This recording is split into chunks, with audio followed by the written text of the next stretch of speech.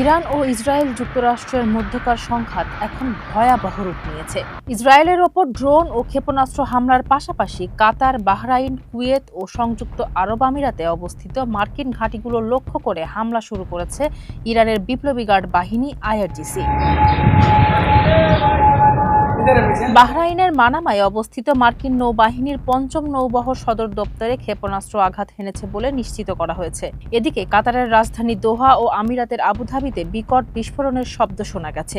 কাতার প্রতিরক্ষা মন্ত্রণালয় জানিয়েছে, তাদের প্যাট্রিয়ট প্রতিরক্ষা ব্যবস্থা সফলভাবে বেশ কিছু ইরানি ক্ষেপণাস্ত্র ভূপাতিত করেছে।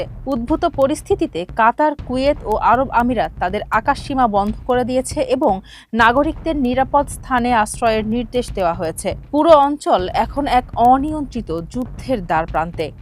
ফারজানা হাসিন, মানবকণ্ঠ।